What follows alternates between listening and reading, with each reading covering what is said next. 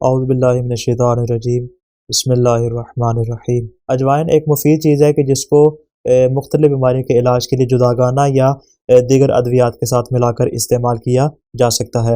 حضرت رسول خدا صلی اللہ علیہ وسلم نے ارشاد فرمایا کہ اجوائن ہر بیماری کی دوا ہے، اور ورم اور سے کے کانٹے سے، جو کہ کانٹے دار ہوتی ہے، اگر کوئی سے کسی کو کاٹ لے اس صورت میں، اور اگر کسی کے جسم میں ورم ہو جائے، تو دونوں صورتوں میں کوئی بھی چیز اجوائن سے بہتر دوا کے طور پہ استعمال نہیں کی جا سکتی۔